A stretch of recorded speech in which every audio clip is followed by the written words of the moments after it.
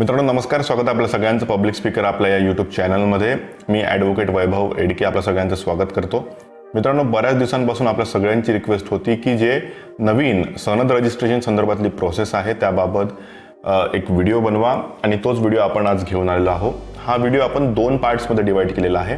पहिला पार्ट म्हणजे या पार्टमध्ये आपण एक जनरल इन्फॉर्मेशन नवीन प्रोसेसबद्दल घेणार आहोत आणि सेकंड पार्टमध्ये आपण ॲक्च्युअल बघणार आहोत की कुठल्या पद्धतीने आपल्याला ऑनलाईन फॉर्म फिल करायचा आहे. आपल्याला माहिती आहे आणि आपण याच्या आधी सुद्धा एक डिटेल व्हिडिओ बनवला होता की ज्यामध्ये आपण सांगितलेलं होतं की कुठल्या पद्धतीने आपल्याला लोकली कोर्टमधून फॉर्म घ्यायचा आहे आणि त्यानंतर तुम्ही तो फिल करून कुठल्या पद्धतीने तो तुम्ही बारच्या ऑफिसला जे आहे महाराष्ट्र आणि गोवा बारच्या ऑफिसला ते पाठवू शकता. मात्र आता प्रोसेस जी आहे ती टोटली बदललेली आहे. सेम प्रोसेस तुम्हाला ऑनलाईन करायची आहे. कुठल्या पद्धतीने ती प्रोसेस असणार आहे सगळ्या गोष्टी डिटेलमध्ये आपण या व्हिडिओमध्ये बघणार आहोत. तर व्हिडिओला स्किप करू नका, शेवटपर्यंत नक्की बघा. कारण मग आपण काय करता की व्हिडिओ पूर्ण बघत नाही आणि इंस्टाग्रामवर मग मेसेज करून तुम्ही क्वेरीज विचारतात जे खरंच रिलेव्हंट नसते. त्यामुळे जर आपण हा व्हिडिओ पूर्ण बघितला तर मला वाटत नाही की तुम्हाला कुठलाही डाऊट शिल्लक राहील. चला तर सुरू करूया. तर मित्रांनो, आपण स्क्रीनवर बघू शकता की बार काउन्सिल महाराष्ट्र goa.org ही वेबसाईट आहे बार काउन्सिलची. या वेबसाईटवर गेल्यानंतर जेव्हा आपण न्यू एनरोलमेंटवरती क्लिक कराल तर काही इन्स्ट्रक्शन्स आपल्यापुढे असणार आहे आणि इन्स्ट्रक्शन अत्यंत महत्त्वाचे आहे कारण याच्याच माध्यमातून पुढे आपल्याला फॉर्म फिल करायचा आहे. चला तर 1 बाय 1 आधी इन्स्ट्रक्शन बघूया आणि याच्या पार्ट 2 मध्ये आपण बघूया की कुठल्या पद्धतीने आपल्याला फॉर्म हा फिल करायचा आहे. तर आपण जर पहिलं इन्स्ट्रक्शन बघितलं तर तिथे क्लिअरली सांगितलेलं आहे the application form should be filled in capital letters. जो आपल्याला फॉर्म फिल करायचा आहे तो कॅपिटल लेटर्समध्येच असला पाहिजे कंपल्सरी. सेकंड जो पॉईंट आहे the applicant should note that if she is in employment, trade, business or profession he or she will not be enrol as an advocate. तुम्ही एखादी नोकरी करत असाल किंवा तो प्रायव्हेट जॉब असेल किंवा इतर कुठलाही व्यवसाय असेल तर तुम्ही अशा परिस्थितीमध्ये जे आहे जॉब करू शकत नाही. आपलं एनरोलमेंट तुम्हाला करावं लागेल किंवा जॉब करावा लागेल. दोन्हीपैकी एक पर्याय आपल्याला इथे निवडता येणार आहे. तिसरा जो पॉईंट यामध्ये दिलेला आहे तो म्हणजे those who have pass their qualifying degree or bachelor's degree in LLB outside Maharashtra. जे कोणी आउटसाईड महाराष्ट्राचे विद्यार्थी असतील अशा विद्यार्थ्यांना 1000 रुपये जे आहेत 1000 रुपये एक्स्ट्रा पे करायचे आहेत. त्यापेक्षा वेगळ्या याच्यात काही दिलेलं नाही आहे.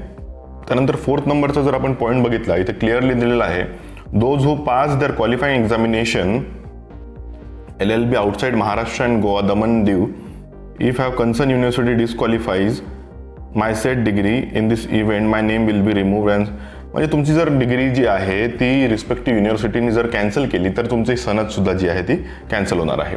5 नंबरचा जर आपण पॉईंट बघितला if any statement or fact stated in the application is found to be false. अप्लिकेशनमध्ये जर तुम्ही कुठलीही चुकीची माहिती दिली तर तुमचं जे सनद आहे ती सुद्धा कॅन्सल केल्या जाऊ शकते. पासपोर्ट साईज फोटो जो आहे तो आपल्याला अपलोड करायचा आहे आणि तो ड्रेस कोडमध्ये असला पाहिजे. ड्रेस कोड म्हणजे काय तर तुम्हाला व्हाईट शर्ट, ब्लॅक पॅन्ट आणि ब्लेझर घालून आणि सोबतच जो ॲडव्होकेटचा बँड असतो तो सुद्धा तुम्हाला त्या जो फोटो तुम्ही अपलोड करणार आहे त्यामध्ये दिसायला हवा, क्लिअरली दिसायला हवा आणि त्याची साईज वगैरे जे आहे ते इथे 500 KB आत असायला पाहिजे. तर त्याच्यापेक्षा वर नसायला हवं असं क्लिअरली दिलेलं आहे. आता या सगळ्या प्रोसेसमध्ये बऱ्याचशा क्वेरीज तुमच्या पुढे असेल तर मी तुम्हाला सजेस्ट करेल की जी प्रोसेस आहे ती फक्त ऑनलाईन झालेली आहे आणि बऱ्याचशा गोष्टी आपला जो प्रिव्हियस व्हिडिओ आहे ज्याची लिंक तुम्हाला डिस्क्रिप्शनमध्ये आणि आय बटनमध्ये मिळेल तो सुद्धा व्हिडिओ तुम्ही शांततेने बघा.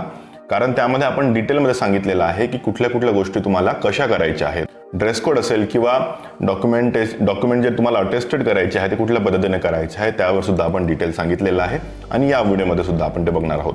मात्र जर तुम्ही शॉर्टमध्ये तो व्हिडिओ जर फास्ट फॉरवर्ड करून जर बघितला तर तुम्हाला लक्षात येईल की बऱ्याचशा गोष्टी ज्या आहेत त्यातून सुद्धा तुमच्या क्लिअर होतील. 7 नंबरचा जर आपण पॉईंट बघितला तर आपल्या लक्षात येईल की all the photocopies of certificate submitted along with this application shall be attested by the principal or the judicial officer. तुम्ही कुठल्याही ज्या कॉलेजमध्ये तुम्ही शिकत असाल किंवा तुम्ही तिथून पासआउट झालेले असाल अशा कॉलेजच्या प्रिन्सिपलपासून तुमचे डॉक्युमेंट्स तुम्ही जे आहे ते सेल्फ अटेस्टेड करून घेऊ शकता किंवा मग जे ज्युडिशियल ऑफिसर आहे APP आहेत अशा लोकांकडून सुद्धा तुम्ही जे आहे तुमचं डॉक्युमेंट जे आहे ते अटेस्टेड करून घेऊ शकता. तुम्हाला डॉक्युमेंट सेल्फ अटेस्टेड नाही करायचे आहे तर तुम्हाला लॉ कॉलेजचे जे प्रिन्सिपल आहे अशा व्यक्तीकडून किंवा कोणी जर ज्युडिशियल ऑफिसर असेल तर अशा व्यक्तीकडून किंवा खाली दिलेलं आहे ओथ कमिशनर किंवा नोटरी और the member of the bar council of Maharashtra and Goa gazetted officer, ह्या सगळ्या लोकांकडूनच तुम्ही जे आहे तुमचे डॉक्युमेंट व्हेरीफाय करू शकता. सेल्फ अटेस्टेड तुम्हाला जे आहे डॉक्युमेंट करायचे नाही आहे. त्यानंतर 8 नंबरचा जर तुम्ही पॉईंट बघितला तर if there is any change in the name of the applicant shall file affidavit specifically mentioning due to my marriage my name change. एक ॲफिडेविट असतं की ज्यामध्ये जर तुमचं नेम चेंज असेल तर त्या पद्धतीने तुम्हाला तिथे ॲफिडेविट द्यायचं आहे की का तुम्ही नाव बदललेलं आहे. नाव बदललेलं आहे याचं रिझन म्हणजे की बऱ्याचदा काय होतं की मॅरेज नंतर नाव चेंज होतं, तर अशा पद्धतीमध्ये तुम्हाला जे आहे ते ॲफिडेविट द्यायचं आहे. त्यानंतर जर आपण 9 नंबरचा पॉईंट बघितला तर undertaking an affidavit be submitted stating that the convocation certificate of a degree in law of qualifying degree will be submitted immediately on receipt. बऱ्याचदा काय होतं की आपण प्रोव्हिजनल डिग्री काढून घेतो आणि त्यावर जी आहे सनदसाठी अप्लाय करतो, त्यासाठी हा जनरल क्लॉज आहे. त्यानंतर timing for the enrolment purpose will be from 10 AM to 2 PM and 3 PM to 4 PM on working days. आणि 2nd 4th सॅटर्डे जे आहे ते ऑफिस बंद राहणार आहे. 10 नंबरचा क्लॉज यासाठी दिलेला आहे की जो तुम्ही ऑनलाईन फॉर्म फिल करणार आहे तो फॉर्म तुम्हाला फिजिकली सुद्धा सबमिट करायचा आहे. बाय पोस्ट तुम्ही ते पाठवू शकता किंवा स्वतः जाऊन सुद्धा ऑफिसमध्ये तो देऊ शकता बार काउन्सिलच्या.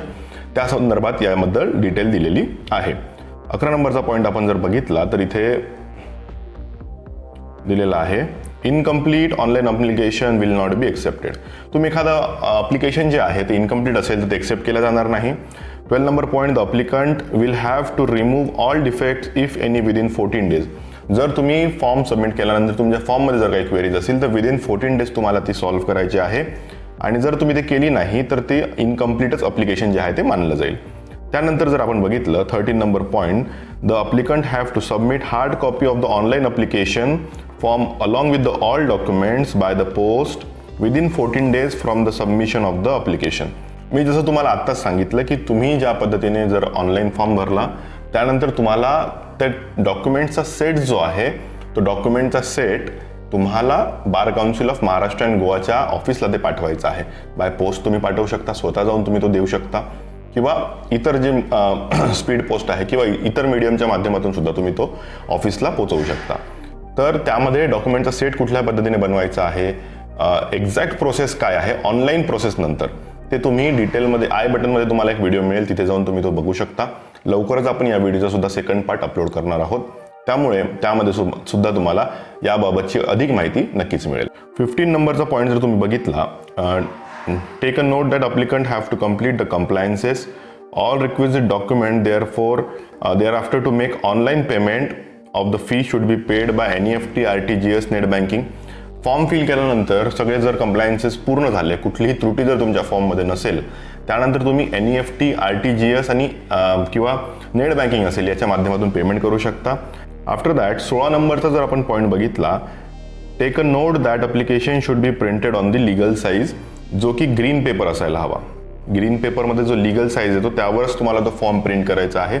व्हाईट लिगल पेज चालणार नाही, इतर कुठलाही पेज त्यामध्ये चालणार नाही. त्यानंतर अत्यंत महत्त्वाचं आणि take note that download the certificate of a good moral character, fill it and upload on the set site. आपल्याला एक सर्टिफिकेट त्यामध्ये अपलोड करायचं आहे जे तुम्हाला ज्याची जर PDF मिळाली तर मी नक्कीच डिस्क्रिप्शनमध्ये तुम्हाला देऊन देईल. त्यामध्ये तुम्हाला गुड मॉरल म्हणजे एखाद्या म्हणजे 2 अशा ॲडव्होकेट्सपासून तुम्हाला ते गुड मॉरलचं सर्टिफिकेट घ्यायचं आहे की ज्यांचं वय की ज्यांची प्रॅक्टिस ही 10 वर्षापेक्षा जास्त असेल, अशा लोकांकडून तुम्हाला ते गुड मॉरल सर्टिफिकेट घ्यायचं आहे आणि ते इथे अपलोड करायचं आहे. आफ्टर दॅट तुम्हाला जर काही फॉर्म फिल करताना अडचण येत असेल तर नंबरसुद्धा वेबसाईटवर अवेलेबल आहे. या नंबरला तुम्ही फोन करून जे आहे मदत घेऊ शकता. तर मित्रांनो, हे होतं फार जनरल या फॉर्मबद्दल अत्यंत महत्त्वाचा व्हिडिओ आपल्यासाठी असणार आहे. येणाऱ्या काळात जर तुम्ही पासआउट होणार असाल किंवा पासआउट झाले असाल तर तुम्हाला सनदसाठी ऑनलाईनच अप्लाय करायचं आहे.